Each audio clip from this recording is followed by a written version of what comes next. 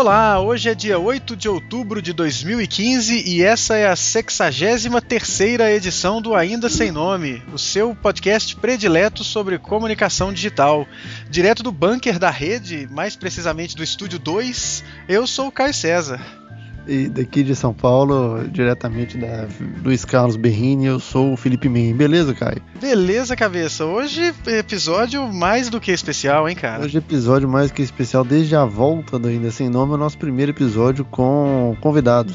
Isso. E hoje a gente tem aqui o Moreno Osório, que eu conheci pelo Farol Jornalismo. Beleza, Moreno? E aí, Caio, e aí, Felipe, tudo tranquilo com vocês? Massa. Vamos participar aqui do Ainda Sem Nome, cara. Bacana. Direto de Porto Alegre, né, cara?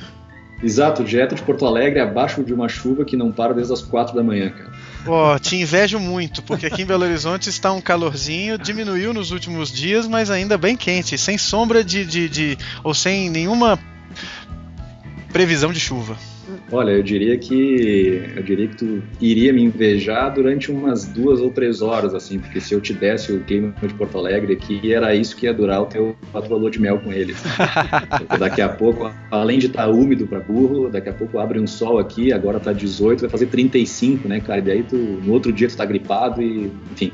Nossa. É mais ou menos assim que funciona o nosso clima aqui. É o jeito de São Paulo também. Mas o Moreno, a gente começou essa ideia de te convidar a partir do dia que eu assinei de alguma forma, não sei como isso veio pra mim.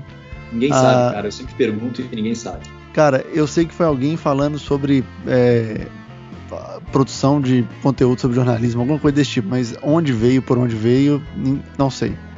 Mas eu assinei a newsletter do Farol, quando eu recebi a primeira eu falei, bicho, que quantidade de texto, velho. Esse cara realmente dedica muito tempo para fazer isso e é muito legal. E aí a gente tava conversando, usamos, desde que a gente voltou a fazer o Ainda Sem Nome, alguns links que você disponibilizou no Farol, e hoje a gente tá aqui fazendo essa dobradinha. E, cara, primeiro, explica o que é o Farol Jornalismo para os incautos. Não, só fazer um rápido parênteses antes, que eu achei interessante quando a gente entrou em contato ali por e-mail e tal, é que o Ainda Sem Nome está na edição 63, né? Depois de uma longa pausa, né? Segundo vocês me contaram. E a newsletter do Farol Jornalismo está no número 65, né? Acho que são vidas muito próximas. Assim. Estamos emparelhados. Muito legal. Bacana. Bueno, gente, mas assim, ó, o Farol Jornalismo, ele nasceu ali no começo do ano passado, em janeiro, fevereiro, né, de 2014. É uma iniciativa minha e da minha mulher, que também é jornalista. Na época ela estava terminando a especialização dela em jornalismo digital, que a gente tem aqui na Católica do Rio Grande do Sul. E aí o trabalho dela foi um e-book sobre crowdfunding, né, sobre a situação, na verdade foi uma grande reportagem transformada em e-book, sobre a situação do crowdfunding no Brasil e principalmente no mundo, né, no crowdfunding ligado ao jornalismo. Uhum. E aí o Farol nasceu junto com esse e-book, né, como uma proposta, como um site que se propunha a fazer essa discussão sobre jornalismo e tecnologia com textos próprios, né, e com muita tradução, né. A ideia inicial era fazer textos, né, discutindo as novidades e as tecnologias relacionadas ao jornalismo, mas também, e aí a gente começou a ver que muita coisa estava acontecendo lá fora, e a minha ideia principalmente, era trazer essas discussões que já estavam acontecendo lá fora para o Brasil, traduzindo as coisas em inglês para português. E a ideia inicial era traduzir textos na íntegra, né? Tanto é que se vocês forem nos primeiros textos do Farol, lá no começo do ano passado, vão ver que tem algumas traduções, né? A gente pedia para as pessoas a autorização para traduzir para português e traduzia, né? E disponibilizava ali. Só que a gente viu que aquele sim era um trabalho pesado, né? Traduzir um texto na íntegra, grande assim, dá um trabalho do cão, né? E aí, enfim, a minha mulher tem o trabalho dela, né? Ela estava muito envolvida com o mestrado dela ainda e tal. O Farol acabou ficou mais comigo, né, essa responsabilidade de ir tocando, e acabou ficando muito difícil, né, de tocar essa ideia original, né. E aí foi quando surgiu a ideia da newsletter, ali em julho, final de junho, início de julho do ano passado, né. Então, esses são os primeiros 6 meses do Farol, assim, né? Eu acho que a ideia de trazer discussões, né, sobre jornalismo e principalmente jornalismo ligado à tecnologia, ela se mantém, né, desde o começo. Mas ali, desde da metade do ano passado para cá, ela se transformou basicamente nesse formato de newsletter, né, que foi uma aposta, enfim, num formato mais, vamos dizer assim, uma certa, entre aspas, assim, um formato mais exclusivo, mais fechado, né, que buscava um interesse de fato mais orgânico das pessoas, né? Ou seja, né, se a pessoa de fato tem que querer, né, receber aquele conteúdo, né, e está interessada para aquele conteúdo, porque vai receber talvez no lugar de maior intimidade que a gente tenha na internet, que é a nossa caixa de e-mails, né, embora a gente saiba que o Obama lê todos, né? Mas faz parte, né, cara? Faz parte. E ainda assim não, né, cara? Porque não é um demérito, na verdade. É muito bacana a gente perceber que ele prevalece. Você pode usar a plataforma social que você quiser e você tá lá no e-mail, e não interessa qual plataforma, qual outra. O e-mail é aquela que você checa várias vezes por dia, né, cara? Não, com certeza. E aí eu acho que o Farol, ele aproveitou meio que uma onda da volta da newsletter ali, né, durante o ano passado, e ainda um pouco esse ano, assim, em que se percebeu, eu acho, talvez um pouco dessa saturação de informação e de coisas vindo de tudo que é lugar, e redes sociais, e sites, e portais, na internet aberta, assim, né, e a gente acabou buscando um pouco de uma filtragem, né, de um filtro de informações em conteúdos que a gente escolhia, de fato, né, receber no nosso local, né, na nossa casa, né, na nossa home ali na internet, que é a nossa caixa de entrada. Então, foi o Farol, ele entra apostando nisso também, né? Tanto é que o tom da newsletter é muito esse, né? Embora não exista um diálogo, né? Porque sou eu falando, é a newsletter falando para os seus assinantes, não existe a volta, né? Ele se propõe a ser um diálogo. E eu acho que funciona muito bem, cara, e aí parabéns pela iniciativa. Funciona muito bem por causa da linguagem, né, bicho? Você usa uma linguagem que ela é semelhante ao cara que trabalha com isso. Então, essa intimidade que você fala, então acabou agora, vamos pro fim de semana, vamos não sei o quê. Isso daí tá na linguagem que o cara tá usando no dia dele. Então, soa bem espontâneo e real. É diferente de você ter que escrever uma newsletter, sei lá, para a galera que é não sei, de um outro setor, um outro segmento, um outro tipo de profissional que não é você mesmo, ou que não se parece com você. Aí a chance de você ficar artificial é maior, e aí não tem, né, isso. Tem uma coisa bem bacana, parabéns. Eu acho, geralmente quando eu converso, não foram uma nem duas vezes, assim, quando eu estava conversando com alguma pessoa que assina e tal, e aí essa pessoa, ela fala como é legal receber a newsletter na sexta-feira, enfim, e aí os motivos eles variam um pouco na sua especificidade, mas eles têm uma ideia geral, assim, que é que aquilo faz parte da rotina das pessoas e que de alguma maneira aquele conteúdo ali, aquele diálogo, vamos dizer assim, entre aspas, continuando usando a expressão do diálogo, né?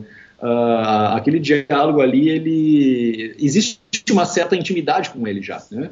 Então eu já recebi, enfim, as pessoas já me falaram que, tipo, quando eu recebo a newsletter do Farol, eu vi que eu de fato percebi que a semana acabou, né? Então eu já posso ficar mais relaxado porque é sexta-feira, né? Ou então a pessoa que é o contrário diz, a semana não termina, né, enquanto eu não saber o que a newsletter do Farol está dizendo, né? Ou então uma terceira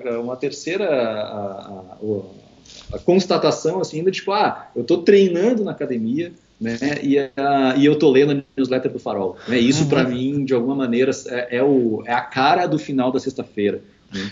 Então eu acho que é interessante, eu fico feliz assim por ter esse as pessoas se identificarem, porque mais ou menos, eu acho que é mais ou menos assim que eu me sinto mesmo na sexta, né? E aí talvez tenha de fato uma identificação original, né, e espontânea e autêntica, né, desse momento. E aí eu acho que isso é meio universal, assim, né, mas aí tem a especificidade da linguagem da nossa turma, né, dos nossos colegas, assim, né, que é, enfim, né, que é jornalismo em sexta-feira, né, aquela coisa toda. Aham. Muito bacana, cara. E vocês fazem uma coisa de curadoria, né? Como você disse, de ler pra galera o que eles não viram, ou mostrar o que eles não viram. É algo que tem muito a ver com dois dos nossos assuntos da pauta de hoje, né? Pois é, cara, essa ideia da curadoria e de ler, assim, eu gosto dessa expressão, né? Eu sempre defino a newsletter do Farol como uma leitura que eu faço para as pessoas, que a newsletter do Farol faz para as pessoas, né? Porque quando eu estava na redação, e na verdade quando eu saí da redação do Terra, onde eu trabalhava, imediatamente eu me dei conta do tamanho do mundo lá fora, né, e do tamanho e da quantidade de coisas que tinham acontecendo relacionadas ao jornalismo naquele momento. Uhum. E aí eu fiquei, meu Deus, cara, em geral, eu acho que em geral as pessoas elas não têm consciência do que está acontecendo aqui fora, né? Ou se tem, talvez não tenha a dimensão do tamanho, ou se tem a dimensão do tamanho, não tem. Aí sim, de fato, não tem tempo para ler tudo isso, porque é muita coisa, né? E quando a gente está numa redação, a gente sabe a quantidade de volume de trabalho que a gente tem, e trabalhando plantão de final de semana, trabalhando 8, 10, 12 horas às vezes, né? É difícil de acompanhar o que está acontecendo fora ali da nossa editoria, né, da nossa matéria que a gente tem que fechar, etc. Então, a newsletter do Farol, o Farol e depois a newsletter, eles surgem para suprir essa demanda que talvez as pessoas nem soubessem que ela existia, assim, né, que é, olha só, tu que trabalha na redação, e eu sei que tu não tem tempo para ler, tem um monte de coisa acontecendo aqui fora, né? Eu vou contar para ti o que está acontecendo, né? Tanto é que a newsletter, de fato, né, como tu falou, é basicamente curadoria, embora ela tenha um pouco de opinião, um pouco de posicionamento discursivo, assim, em relação a algumas coisas, mas basicamente, né, talvez 70% dela seja o que as outras pessoas elas estão falando sobre coisas que estão acontecendo. Então é isso, né? A raiz dela, o tronco, a coluna vertebral dela é essa ideia, né? É te dizer o que está acontecendo no mundo do jornalismo ligado à tecnologia, principalmente. É mais uma maneira de você fazer e eu não vejo isso com maus olhos de forma alguma, né? O viés da escolha das notícias que você vai reportar e a sua impressão sobre essas notícias ajudam a contextualizar essa pessoa que assinou. Então é um tipo de trabalho bem bacana, né, cara? E a gente vê isso aparecendo ou crescendo no contexto digital, né? E uma coisa que era impossível de se fazer na mídia de massa porque, bom, verba, né, cara? Claro, com certeza. Não, e eu acho que é um trabalho, e aí a gente fala não só do jornalismo, porque o que o Farol acaba fazendo ali é um meta-jornalismo, né? Mas eu acho que dá para fazer esse tipo de jornalismo, e vem se fazendo, né, cada vez mais, como tu comentaste, mas eu acho que ainda tem um potencial muito grande para fazer esse tipo de jornalismo sobre outros assuntos. Tem, né, cara? O que é muito interessante, mas ao mesmo tempo é muito desafiador, porque ele é um trabalho muito braçal, né? E é um trabalho muito trabalhoso, né? E aí quando eu pensava no começo da newsletter, a minha ideia era de fato assim, olha, cara, eu vou ler tudo isso, entendeu? Eu quero dizer para as pessoas de fato o que esses textos e essas pessoas que escreveram os textos elas estão dizendo. Porque não adianta eu simplesmente dizer, olha, isso aqui é legal de ler, né? E aí a pessoa não vai saber se eu li ou não. Né? Então eu acho que essa contextualização vem daí, né? É escolher um número X de matérias para falar sobre, né? E só que para falar com propriedade sobre aquelas matérias, aqueles conteúdos, tem que ler tudo aquilo, entender, né? Interpretar. Cara, isso não há máquina que faça, né? Então é trabalho braçal e puramente humano, né? Então esse jornalismo, embora ele tenha um potencial muito grande, ele é muito difícil de se viabilizar, porque ele é muito trabalhoso. É muito trabalhoso. A questão do potencial ela é muito legal e vamos dizer, atual, porque a gente está percebendo, acho que a gente, quando eu falo quem faz gerenciamento de comunicação digital, está começando a perceber que a semana tem uma quantidade de horas que o resultado do seu trabalho não consegue ocupar. E pensa bem, quanto tempo mais ou menos uma pessoa demora para ler a newsletter que você demorou uns 3, 4, 5 dias para fazer? A pessoa vai demorar umas 2 horas, 2 horas e meia, assim, se ela for parando, né? Então o resto da semana dessa pessoa tá aí para ser preenchido, cara. Tem muita coisa que é possível de você fazer, né? Eu vejo isso muito com o nosso negócio aqui do Ainda Sem Nome, que é podcast, e toda hora que a gente topa com novos programas ou novas possibilidades, isso se mostra cada vez mais verdadeiro, assim, olha, a demanda não vai acabar, porque é muita gente e é uma quantidade de hora que você tem para preencher que é diferente da hora que você tinha na mídia de massa. Na mídia de massa tem uma hora pré-loteada. Aqui não, quem vai lotear as horas é o usuário, é a audiência, e aí a coisa acontece de um jeito diferente. E o que você faz é ajudar o cara você especificamente, né, com a newsletter, é ajudar o cara a resolver aquele FOMO, né, o Fear of Missing Out, já que ele está trabalhando e aí ele não vai tentar resolver esse FOMO lá no Facebook. Ele vai resolver o FOMO lendo uma coisa que é pelo menos mais interessante, né? Nesse ponto tem duas, só interrompendo, Moreno, desculpa. Tem 2 pontos que eu acho muito curiosos. O primeiro, Caio, deve ser algum comentário lá para a edição 20 e poucos e tal, que foi a Clarice, quando ela disse que era a primeira vez que ela estava escutando o podcast fora do trânsito, que aí ela podia comentar na hora. Então, assim, o podcast ele ocupava o espaço dela para vencer o trânsito. Pois é. E o outro ponto, a gente estava falando de curadoria, de opinião, eu assino a newsletter do Quartz, que eu acho maravilhosa e chega todo dia às 7 da manhã no meu e-mail. E é a leitura que eu tenho no trajeto entre minha casa e o trabalho, dá mais ou menos 40 minutos, então é o tempo certinho de eu ler e clicar em um ou 2 links só para eu ter o tema do dia, sabe?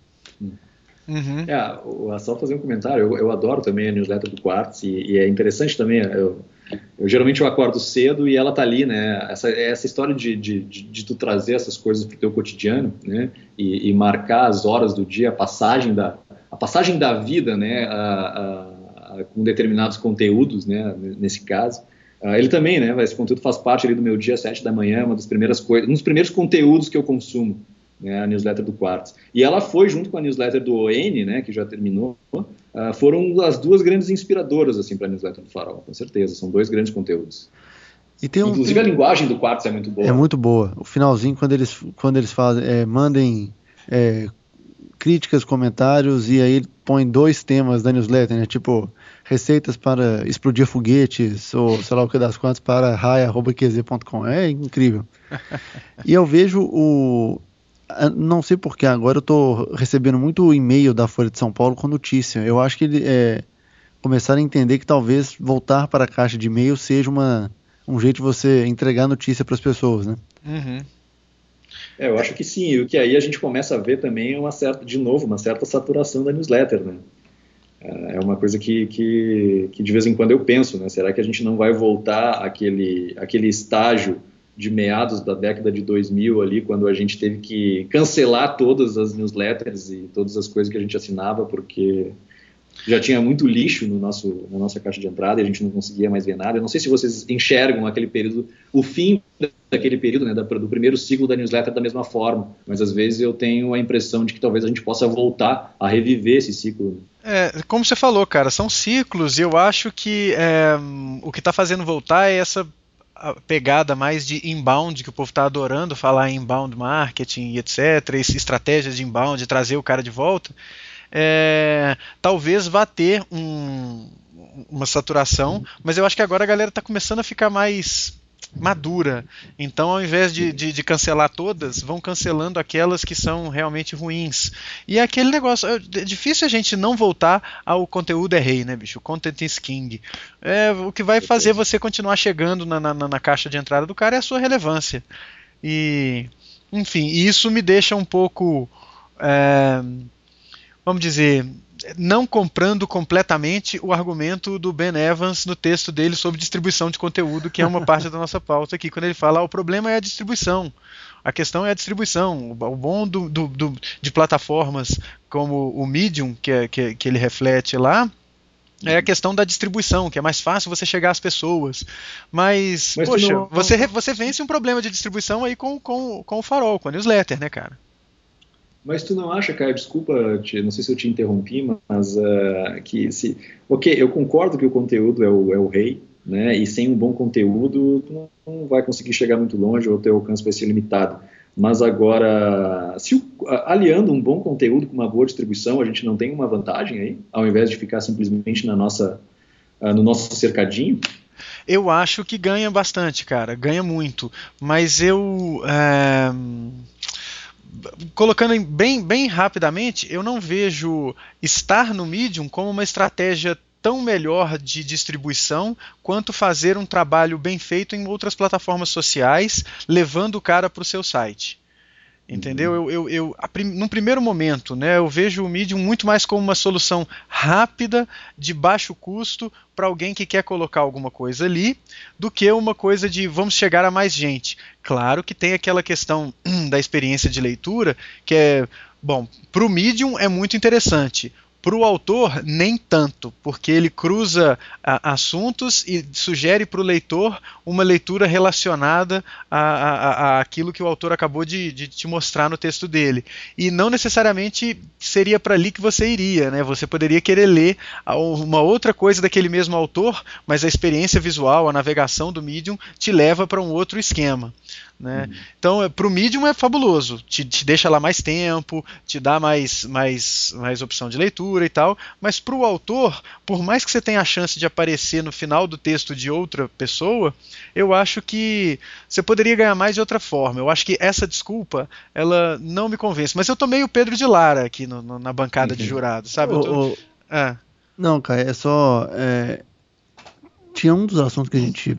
Foi um texto que eu vi no LinkedIn do Gustavo Miller falando sobre o fim da webpage, no geral. Uhum. E ele abordando isso, e em algum momento dos comentários alguém fala assim, pô, cara, depois você conta pra gente qual foi o alcance de você ter feito essa publicação no LinkedIn, não só no Medium. E ele fala que, tipo, o alcance no LinkedIn foi muito maior até do que no Medium, onde, em tese, ele teria um alcance relevante. Uhum. Porque começou a pegar pessoas que não necessariamente seguem o assunto dele. O cara... a gente tinha falado disso no LinkedIn, na edição anterior, que o LinkedIn, seu texto pode preceder o texto do Richard Branson, por exemplo, ou um texto sobre organizações exponenciais. Uhum. Então, talvez tenha um ponto aí na distribuição, bicho. O bom conteúdo aliado principalmente a uma distribuição desse tipo.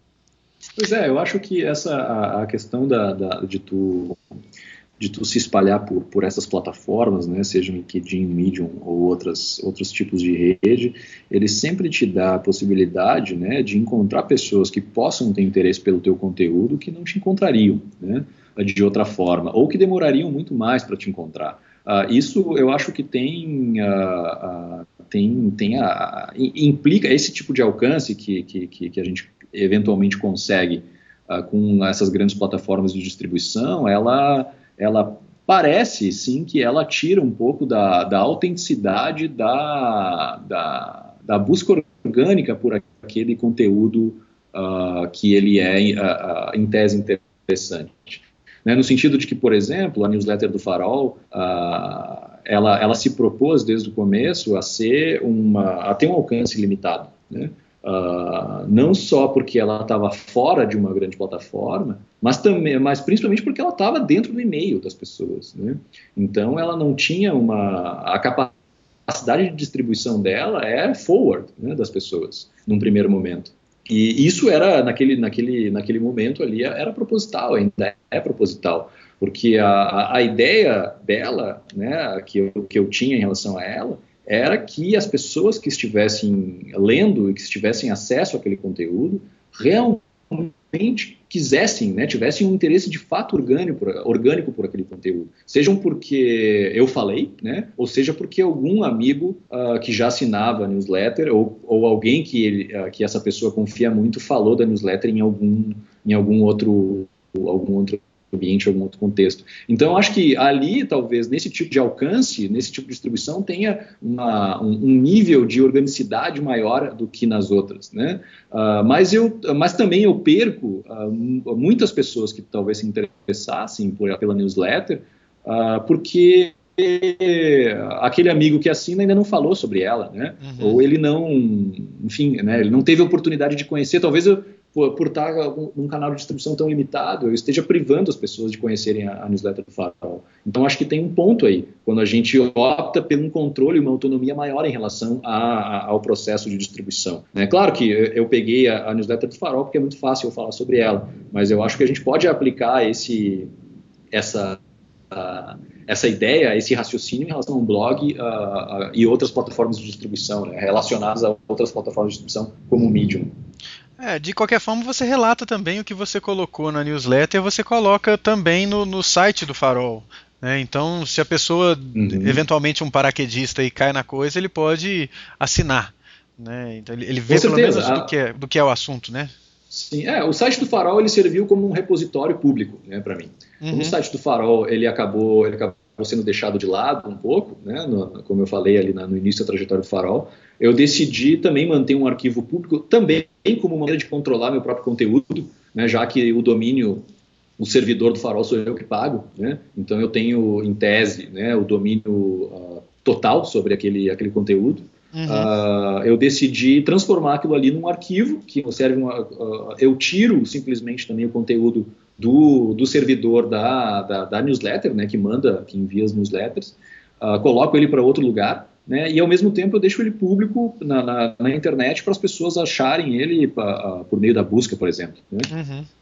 Pois eu entendo que isso pode ser comparadamente não tão legal quanto você chegar ativamente no Medium, no LinkedIn, mas eu acho que não representa um revés, uma vez que se existe um interesse genuíno da sua audiência, eles vão atrás de você. Então talvez essa questão do bacana, do Medium, da distribuição, seja para esse primeiro momento, para o cara ficar sabendo que existe, né, para ele topar com esse assunto. Né, ao invés de alguém recomendar ou alguém dar um forward na newsletter para ele. Então eu acho que talvez a desvantagem seja só nesse momento inicial, porque em todos os outros momentos a sua escolha tecnológica e de abordagem ela é, a meu ver, superior. Né? Então, que é o mesmo esquema de a gente ter, ao invés de colocar o conteúdo do Ainda Sem Nome em algum outro lugar, coloca no nosso servidor, porque ele pode não ser tão rápido, mas ele é nosso, eu sei que se der alguma treta lá, o cabeça vai saber o que fazer, vai cuidar, né? Enfim. Eu acho que tem eu gosto muito dessa discussão sobre o controle do próprio conteúdo, né, de não deixar, principalmente não deixar totalmente o conteúdo nas mãos, né, de outras plataformas que podem sumir de uma hora para outra. Né? Já aconteceu isso com plataforma de blog, né, o antigo, o extinto blog Som, não sei se você se lembra. Eu tinha um blog lá que simplesmente sumiu. Tá certo que eu não estive atento aos e-mails de aviso que eles iam sumir, que eles mandavam. Mas como é uma plataforma de outra pessoa, de uma empresa que controla, eles falam, vou sair do ar dia tal, cara, se vira e tira. Por aí. Eu acho que tem uma questão muito importante que a gente tem que levar em consideração. A gente tem que estar sempre, enfim, tensionando e criticando, né, o fato de a gente estar deixando o nosso conteúdo, que é tão importante, principalmente para nós que trabalhamos com jornalismo e comunicação, nas mãos de outros, né? Mas agora, voltando um pouco à questão da distribuição e do que a gente estava falando dos forwards, dos e-mails, né, ou do boca a boca, né, que seria uma versão, o forward seria uma versão eletrônica, assim, do boca a boca. Eu acho que o Medium, e aí voltando um pouco a fazer essa defesa do Medium, ele te oferece, né, a possibilidade de receber esses forwards a partir das pessoas que tu vai seguindo, e essas pessoas que tu segue, elas vão curtindo os textos que elas leem, e esses textos elas vão aparecendo para você também, né?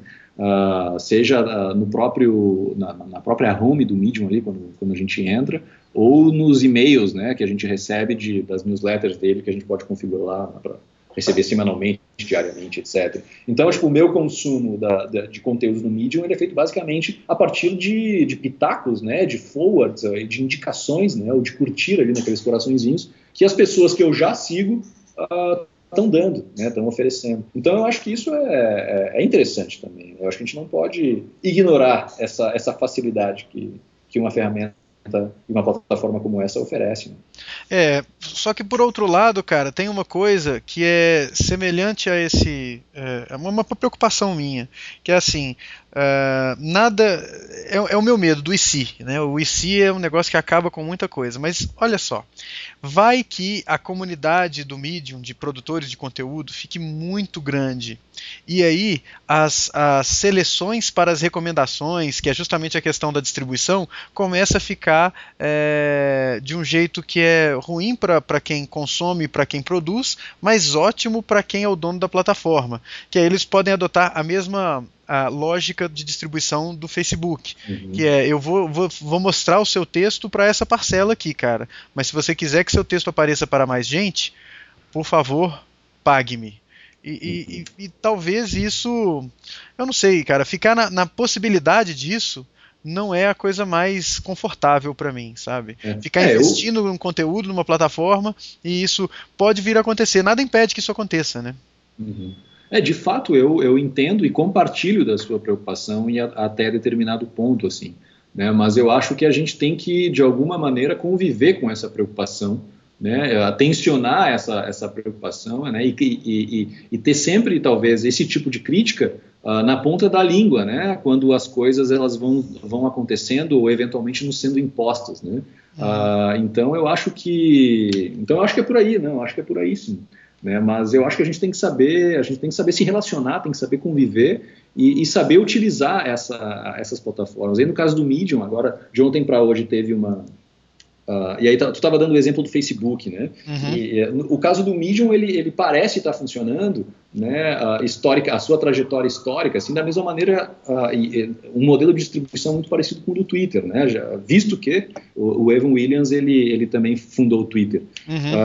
Então parece, né? Pelo menos até esse momento, ser uma estratégia mais interessante e mais parceira, né? Se a gente comparar com o Facebook. Né? No sentido de uma distribuição mais igual, né? E mais justa do conteúdo, no sentido de não utilizar tantos filtros, né? Tantos algoritmos, né? De distribuição como o Facebook utiliza. Né? E aí a gente volta, se a gente lembrar do Twitter, a grande graça do Twitter, o grande diferencial dele é justamente esse, né? Não ter, pelo menos para os usuários mais heavy, né? Do Twitter, não ter esse filtro, né? Simplesmente acompanhar o mundo da maneira como ele está acontecendo naquele momento, né? E não como a timeline do Facebook, que tu não sabe quando que aquelas coisas aconteceram direito, enfim, e por que exatamente tu está recebendo aquilo. Né? Então, mas voltando ao Medium, eu acho que essa estratégia parceira, ela parece ter uma estratégia um pouco mais parceira, e aí, inclusive, ontem foram anunciadas, né, mais algumas funcionalidades do Medium, assim, enfim, tive contato, estava lendo o texto hoje, e me parece, assim, na primeira impressão que eu tive, foram novidades muito interessantes, assim, para os produtores de conteúdo, e inclusive uma diz respeito especificamente ao nosso papo aqui de hoje, que é esse cruzamento, né, entre distribuição e controle do próprio conteúdo, né? Na medida em que o Medium ele abre a API dele para que editores de texto, né, e CMS, como o CMS do Blogger ou o CMS do WordPress, sejam capazes de fazer publicações cruzadas, né? Então a gente publica eu publico no meu próprio blog, que usa uma plataforma WordPress, e automaticamente ele publica na plataforma do Medium, né? Eu não preciso fazer o trabalho dobrado caso eu quisesse o meu texto nas duas plataformas, né? Então me parece que num primeiro momento, assim, numa primeira avaliação, a gente continua com um certo controle, né, desse conteúdo que ele está ali no nosso servidor, que a gente paga, a gente sabe, se der alguma merda, a gente vai saber o que fazer com ele, né, ou como corrigir, ou a gente pode tirar dali a qualquer momento. Mas ao mesmo tempo a gente ganha ou potencialmente, né, a gente tem potencialmente essa distribuição mais qualificada que uma plataforma como o Medium é capaz de oferecer. E eu acho que vai ser inevitável algumas pessoas fazerem comparações em termos de qual que está sendo mais lido, qual que está sendo mais acessado num primeiro momento, já que agora o conteúdo vai ser, ou pode vir a ser, replicado. Muito embora eu entenda que talvez para efeitos de otimização e busca não seja a coisa mais legal do mundo você ter conteúdo espelhado, né, em 2 domínios diferentes, em 2 lugares diferentes. Mas aí já é o papo a outra brincadeira. Enfim, né? É outra questão também, certamente é uma questão que tem que ser discutida, mas é outra questão. E, enfim, isso tem a ver, cara, tem a ver muito com, como você falou, com o Twitter, e tomara que o caminho não seja o mesmo do caminho do Twitter com relação à API, né, cara, que você abre no momento e se constrói todo um ecossistema em torno do Twitter e de uma hora para outra a estratégia da empresa muda e fecha-se essa API, fecha-se o acesso ou torna-se inviável para o pequeno desenvolvedor resolver algum problema com aquilo ali e o ecossistema como um todo perde, né? Tomara que isso não aconteça, né, no Medium também. Eu acho que aí tem um ponto, né, que tu levanta muito bem, que é justamente, embora todas essas plataformas ofereçam serviços interessantes, estejam sempre em evolução e querendo atrair mais público no sentido de oferecer serviços melhores, como tu bem sublinhou, a gente está sempre à mercê das decisões, né, já que elas são empresas privadas, né?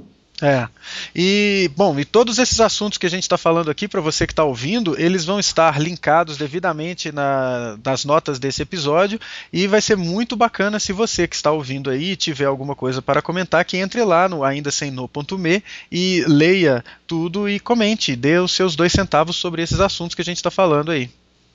Exatamente. Demorou quase 40 minutos de podcast pra gente anunciar qual é o nosso sítio na web. A gente é novo, a gente tá aprendendo. A gente tá aprendendo. O papo tá bom, é isso mesmo. Sobre o Twitter, era o Twitter que tinha o tal do Firehose, que você podia... Pegar tudo, pegar tudo, não era?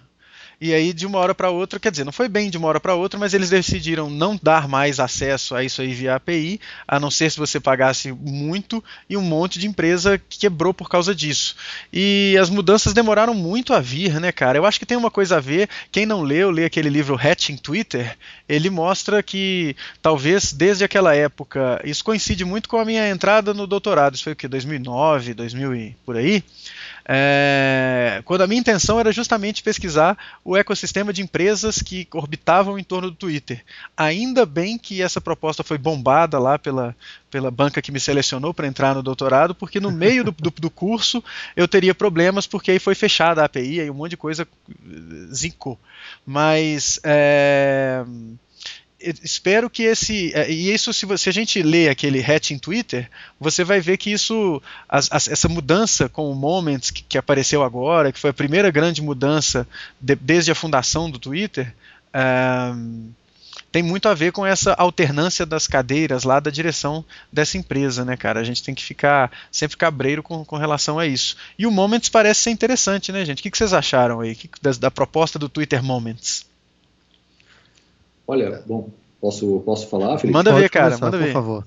Beleza. Não, só fazer tentar ser um rápido comentário em relação a essas decisões que essas empresas privadas elas tomam, afetando grandes ecossistemas que acabam nascendo e orbitando, né, a essas grandes corporações.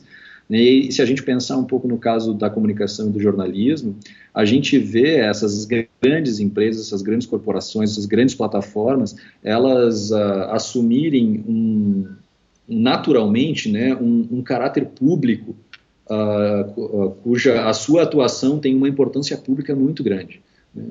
O Twitter, talvez, eu acredito que tenha, em relação de uma maneira geral, né, não só em relação a fazer a sua marca atingir mais gente e vender seu produto, né, que talvez esteja mais vinculado a essa ideia ao Facebook.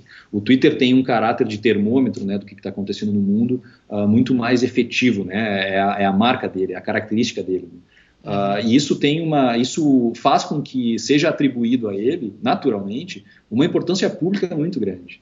Né? E isso de vez em quando fica evidente a dificuldade que essas empresas têm né, de lidar com esse poder público que eles adquiriram nos últimos anos.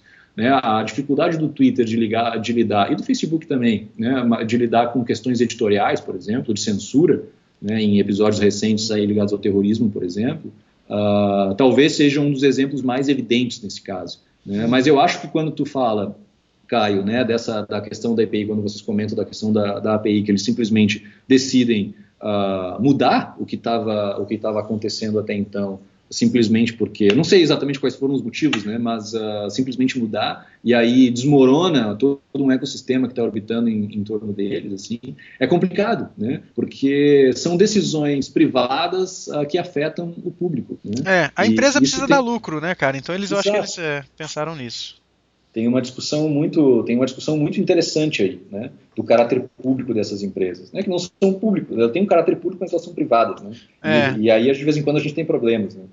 E o Twitter tem isso muito, muito melhor ou muito mais fácil de identificar e enxergar do que o Facebook, porque é menos fácil ou impossível, eu diria, eu acho que é menos fácil de você influenciar esse termômetro. No Facebook você influencia isso, né? A grana influencia isso. Agora no Twitter não, isso aí vem vem bem espontâneo. Isso daí é algo a valorizar, né? Claro que, é só fazer um rápido comentário, é outra discussão, claro que há os bots, né, no Twitter, claro, é outra discussão, né? Influenciadores de realidade a partir de robôs, né? Mas, enfim, é outra questão. Sobre o Moments, cara, eu acho fantástico, assim, também numa primeira impressão, assim, eu não consegui ler muitas coisas a respeito, mas eu acho que a ideia de fazer essa curadoria de coisas que estão acontecendo no mundo, ela, além de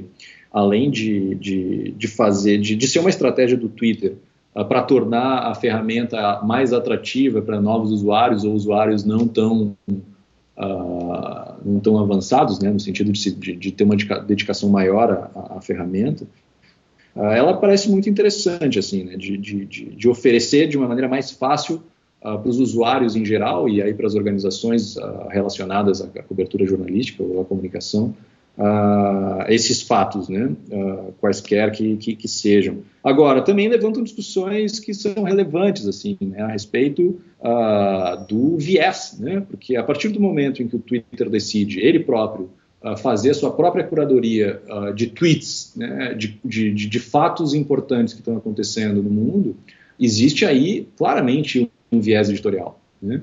Como que a gente vai receber esse fato, como que a gente vai lidar com esse fato, né, a partir principalmente pensando que essas escolhas que o Twitter fizer, esses tweets que ele curar e colocar nas listinhas deles lá do Moments, vão ser utilizados por milhares de veículos jornalísticos ao redor do mundo para contar as histórias. Né? Então, que histórias que a gente está contando? A gente está contando as histórias que o Twitter escolhe. E num primeiro momento é bem difícil ou impossível você criar os moments, né? Você começar a pautar isso daí, né? Você ter os moments do perfil tal. Você pode fazer isso com lista, mas você não pode criar esses moments. Então, eu entendo a escolha, mas eu entendo por quê. Porque isso poderia virar um samba maluco como as coleções no Google+. No Google+, você tem coleções, e aí você tem coleção de tudo quanto é tipo, replicando conteúdo e etc. Isso vira uma certa confusão. Então, aqui é uma possibilidade de você resolver isso, mas você resolve isso com controle, né? Então, são escolhas. Pois é. Eu acho que para o jornalismo, eu acho que ainda é fundamental. Claro que é evidente que aproveitaremos as funcionalidades e as informações que o Moments vai nos oferecer, mas eu acho fundamental ainda que a gente, dentro dos nossos próprios limites, dentro dos limites da nossa atuação, dos nossos veículos, dos veículos onde a gente atua, a gente fazer a nossa própria busca, né, por informações que estão acontecendo no mundo. Né? E aí é aquela coisa, Twitter é trabalhoso para burro também, né? Montar uma boa lista, uma boa timeline, e a partir dessa timeline, boas listas, né, relacionadas a tópicos que são caros à nossa cobertura, aos nossos assuntos de interesse, e fazer a manutenção de todas essas listas é muito complicado. Né? É muito trabalhoso. Né? Então é aquela coisa, como eu estava comentando em relação à possibilidade que tem que existe de fazer um jornalismo a partir da curadoria, a exemplo Em outros assuntos, né, a exemplo que a newsletter do Farol faz com o jornalismo. Existe uma grande possibilidade aí, mas, cara, não dá para fugir do trabalho. Né? Dá muito trabalho fazer uma newsletter como o Farol, e dá muito trabalho tu acompanhar o que está acontecendo no mundo sobre determinado assunto específico a partir do Twitter. Né? Tem que saber quem seguir e tem que saber quem seguir a seguir, né, e fazer a manutenção das suas listas, né, das suas timelines. Eu acho que o jornalismo não pode abrir mão disso. Uma coisa fundamental do Twitter para mim, a gente já deve ter falado disso algumas vezes, quando você acha as pessoas certas para seguir, você consegue dar notícia antes dos grandes portais do Brasil, por exemplo. Seja, um exemplo é o que o Tech Tudo fala, o Mashable e o Verge falaram 2 dias antes. Por exemplo. Isso é um exemplo preguiçoso. Mas talvez fazer esse processo inteiro de saber quem são as pessoas, quem seguir e tal, eu concordo que dá muito trabalho. E, por outro lado, o Moment pode ser útil para tentar dar uma atemporalidade para algo que é muito temporal, né? O Twitter, se você pegar às vezes um tweet que você escreveu 6 meses atrás, ele não faz o menor sentido solto. Então pode ser uma mão na roda, inclusive porque eu estava lendo aqui no post do Twitter sobre o assunto que ele ainda junta informações e vines, vídeos e GIFs relacionados. Pois é, e pode ser uma excelente ferramenta de descoberta, né, cara? Aparece no Moments alguém que eu não sigo, vai aparecer fatalmente, e isso pode ser muito bacana para eu ficar sabendo de coisas que não estão nos meus interesses imediatos manifestados por quem eu sigo, né? Tá aí uma facilidade das ferramentas de distribuição aí, cara. É verdade, mas aí, ainda assim, uma coisa que é legal é que o Twitter é só para distribuição. O Twitter, contrário do que se especulou aí na semana, né, ele não está chupando o conteúdo para dentro dele. Ele só está dando um jeito, aí sim é uma ferramenta efetiva de distribuição, que é de chegar o link para o meu site para a pessoa que nem sabia que meu site existia. E isso é fenomenal, cara. Isso aí vale dinheiro. Agora, o esquema do Facebook Notes que tem lá, de você poder usar o Facebook como uma plataforma de blog e tal, isso eu vejo com muito pé atrás, assim, todos os pés possíveis atrás e muito atrás, porque eu acho um retrocesso, né? De fato, aí eu concordo contigo. Bacana, e todos, como a gente já falou agora há pouco, né, todos esses assuntos estão lá disponíveis para vocês, os links para vocês se inteirarem e poderem comentar. Moreno, uma última coisa aqui que a gente pode, não para encerrar, né, mas para a gente entender que a pauta está andando, é o Google AMP, o Google AMP, que foi anunciado a questão de horas aí, né, cara? Pois é, foi, se não me engano, ontem, eu acho, ontem, que foi anunciado o AMP. Eu confesso que eu ainda não estou muito inteirado sobre, assim, mas eu acho que é mais um capítulo, né, da briga entre gigantes, né, que ele tá sendo anunciado e resenhado como uma resposta do Google ao Instant Articles do Facebook, né? Então, e com a diferença de ser código aberto, né? A ideia do AMP é tornar principalmente a navegação mobile mais rápida, né? Isso. E o código, se não me engano, ele já foi disponibilizado no GitHub, né, para que desenvolvedores eles possam dar as suas opiniões a respeito do código.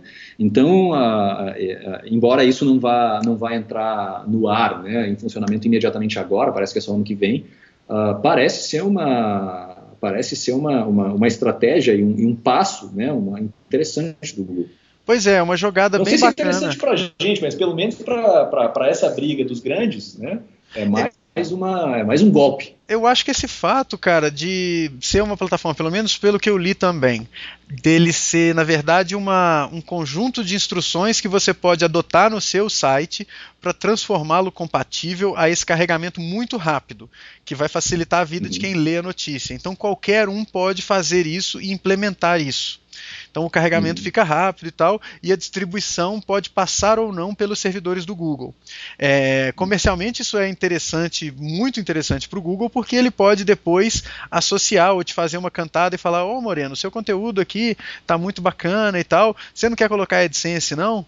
que se você colocar AdSense, você vai ganhar, olha quantas pessoas estão lendo em dispositivos móveis, você vai ganhar uma graninha e vai pingar uma graninha para você e pinga uma graninha para eles lá também. Então, comercialmente para eles, eu vejo de cara essa possibilidade. E eles ganham, com quanto mais gente acessando a internet, eles vão ganhar mais dinheiro. Né?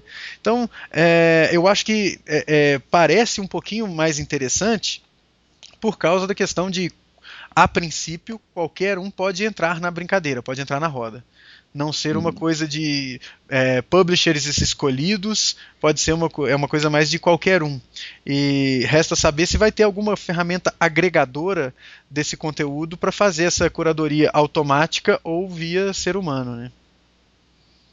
Pois é, não, e eu acho que, enfim, eu acho que fica a questão da rapidez é uma resposta direta, né, que o principal slogan do Facebook em relação ao Instant Articles era, né, a demora que existe quando a gente clica em um link, principalmente no mobile, para sair do app do Facebook e abrir o browser e aí carregar aquele conteúdo que a gente quer acessar e consumir, e aí quando o Google ele oferece, né, uma solução para tornar essa navegação mais rápida, bom, tá ali, tá explícita a briga, né? Agora vamos ver quais são as implicações para a gente, né? Eu imagino que para negócios como, por exemplo, o Farol, que faz uma recomendação de leituras, eu acho que se o Farol adota o padrão e as fontes que o Farol referencia também adotam o padrão, o Farol pode ganhar muito na experiência e de consumo dessas informações de usuário por meio dos dispositivos móveis, né? Então você vai estar lá recomendando uma pancada de links para a galera ler, e a galera vai carregar esse conteúdo, se eles estiverem dentro desses parâmetros, né, que o Google seta, tudo vai carregar muito mais rápido, né? E aí é lógico, o Google vai ter mais informações sobre o que as pessoas estão vendo, onde, como e quando, e isso é parte do negócio deles, mas para o seu negócio isso pode ser bem interessante, já que você está fazendo uma seleção e entregando o conteúdo de um jeito bem interessante para o usuário. E tem um ponto aí que eu acho que vale a pena. O Farol, se eu não me engano, usa o MailChimp, não é isso, Mariano? Usa o MailChimp, exato. É possível que todos as grandes marcas que usam o MailChimp pressionem para que eles façam isso o mais rápido possível. Porque você não vai querer perder audiência nisso. É uma coisa que desanima na experiência que a gente estava falando, eu ler a newsletter do quarto indo para o trabalho, é exatamente porque ele sai do o link ele é encurtado pelo MailChimp e é depois direcionado pro link final lá, para a URL final. E esse processo ele é muito lento, eventualmente. Então, dependendo da conexão do cara e da experiência, a experiência fica ruim. Embora você faz isso para ter em troca um analytics bem bacana para saber qual link o cara clicou, quanto tempo o cara ficou lendo e etc. E talvez tenha um desdobramento, por exemplo, pensando na minha experiência, que eu costumo usar muito Pocket quando o negócio não carrega, eu vou ler, aí eu falo, não, beleza, vou ler em casa, vou ler no trabalho e não vou ler no mobile. Proporcionar uma experiência mais rápida, você começa a matar esses intermediários também, né? Você vai começar a matar esses intermediários. Ou esses intermediários vão deixar de ser só o lugar onde você coloca as coisas para ler depois, e vão passar a ser lugares onde há um trabalho de curadoria, de seleção de assuntos para você usar, como o Feedly, que é justamente a coisa que eu não gosto do Feedly ou do Flipboard, que eles começam a escolher assunto para você. Assim, e eu não gosto disso, eu gosto do meu leitor RSS eu controlando o que aparece ali. Então talvez o Pocket vá se dar uma pivotada rapidinha aí, né? Eu acho que tem uma outra discussão que eu acho interessantíssima em relação a essas outras ferramentas, como o Feedly e os Pockets da vida, que né, a gente estava falando de perder a sua funcionalidade, que eu acho que talvez tenha uma funcionalidade em potencial, mas claro, talvez não seja muito mainstream assim, mas eu sempre bato nessa tecla e eu falo sempre que dá sobre isso na newsletter do Farol, que é a gente, independente de a gente trabalhar com curadoria e oferecer um conteúdo, né, selecionado para um determinado público, né, como a newsletter do Farol Jornalismo faz, né, que nós, como cidadãos, e principalmente nós, como jornalistas, a gente faça a nossa própria curadoria para a gente mesmo, né? E que a gente crie o nosso próprio banco de dados, né, em relação às coisas que a gente trabalha ou às coisas que a gente gosta, né, os conteúdos que a gente gosta de consumir. Então, hoje eu utilizo, né, uma dobradinha de Feedly mais algum serviço como Pocket. Hoje eu estou usando o Instant Paper como, na verdade, um método de arquivamento, né? Que eu consiga saber o que eu li, né? Ou o que eu vou ler em algum momento, né? Que esse momento não chega nunca, né? O cara coloca lá e nunca mais volta. Mas que eu tenha à disposição, né, esse conteúdo, ou seja, que eu tenha o controle, né, do conteúdo que eu tenho interesse, né? Não simplesmente... E aí a gente começa a falar de um outro tipo de controle de conteúdo, né? Não é o controle de conteúdo que a gente produz, mas o controle de conteúdo que a gente consome. Eu acho que isso também é uma discussão fundamental para a internet, né? E principalmente para a comunicação hoje. Pois é, e essa coisa de repensar essa distribuição usando ferramentas ou princípios como esse Accelerated Mobile Pages, aí, o AMP do Google, eu acho que corrobora com aquilo que eu falei anteriormente, o link do Buzz Machine, do Jeff Jarvis, que fala, olha, é o começo de um desenvolvimento de standards ou boas práticas de publicidade que vai acelerar a rede e, lógico, né, gente, quando a gente fala acelerar a rede e dar mais controle ao Google de que tipo de publicidade vai ser mostrada e etc, e inibir a entrada, às vezes, de outros players de publicidade na brincadeira, né? Talvez isso possa ser a pegadinha do Google na história, né? E isso está na matéria da Fortune, tem aspas do VP de engenharia do Google que fala que os anúncios são parte importante do ecossistema. E os anúncios, eles financiam o conteúdo, então... Pois é, cara. Claro. É um negócio, né, cara? É legal, é muito interessante, vai chegar muita gente, mas fica aquela coisinha atrás da orelha aqui, me incomodando, que a gente deve ser capaz de controlar isso melhor. Sabe? A gente que produz conteúdo e a gente que consome conteúdo. Não ficar na mão de anunciante. Eu acho que deve ter um jeito de você bypassar isso. Sabe? Não, com certeza. Eu acho que é uma questão de emancipação digital, né? Isso tem que sempre ser discutido e criticado. Bacana. Bom papo, hein, gente? Bom papo, cabeça. Muito bom bom. Papo, Moreno. Maravilha. Podemos ficar aqui até mais algumas horas, mas eu imagino que esteja na hora de dar uma parada, né? Não há trânsito que suporte, a gente não vai conseguir resolver o problema do trânsito de todo mundo, Caio.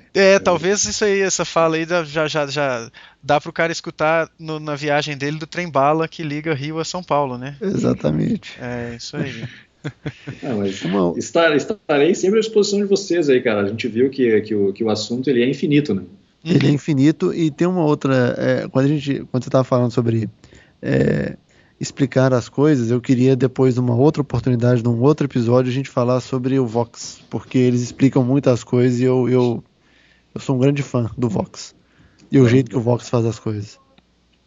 É um exemplo de empresa muito bem pensada depois da explosão da Nasdaq, né, cara? Empresa centrada no conteúdo, muito bem pensada. Não sei se compara aí com o que existe em outras, não sei, não dá para chamar plataformas, né, mas outros players. Eu acho que o que eles fazem está anos-luz à frente de outros que são da mesma época, tipo o Huffington, por exemplo. Exatamente, na minha opinião também eu concordo. Mas eu não sei se eles se comparam vocês que são jornalistas? Cara, eu sou jornalista não praticante, Caio. Cara, eu também não saberia dizer, assim, eu ando meio... Não me arriscaria a palpitar, a comparar os dois, não. Pois é, se você que está ouvindo isso sabe a resposta, por favor comente lá no aindasemno.me e dê uma olhada em todos os links referentes aos assuntos que nós conversamos nessa edição e dê o seu pitaco, que vai ser muito bacana. Nesta edição, nós cometemos a gafe de não citar as pessoas que comentaram, né, cabeça? Exatamente. Mas você que comentou sabe que nós estamos agradecendo a você de coração agora. A gente pode falar com quase uma hora aqui, se o Narcélio e o Gilberto estiverem escutando até agora, que eles são os ganhadores do Eles Pagam novinho. O camponês também tá sempre lá. O camponês também, isso.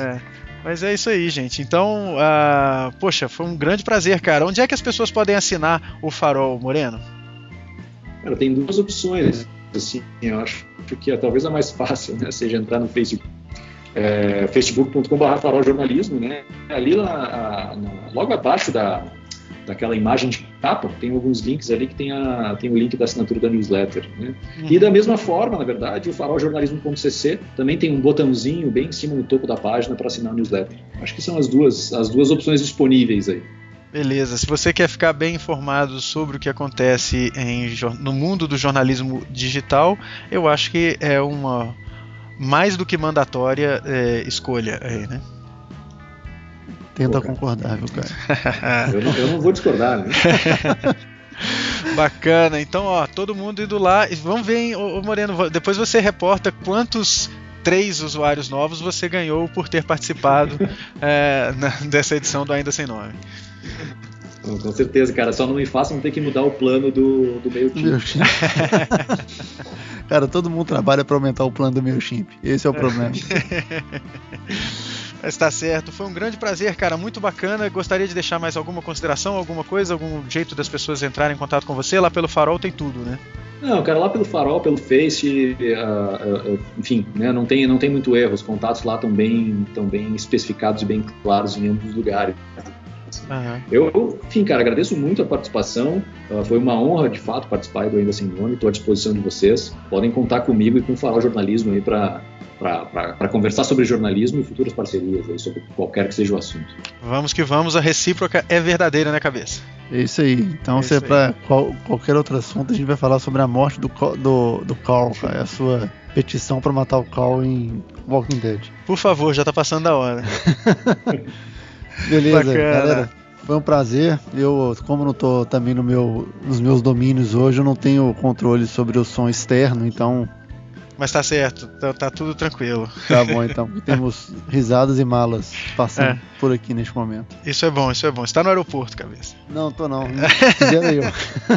Tô no trabalho mesmo. Mas é isso aí. Bacana, gente. Foi um grande prazer, hein? Valeu. Moreno, obrigado. Um grande abraço pra vocês. Muito obrigado. Falou. E a casa tá sempre aberta aí. Falou. Beleza, obrigadão.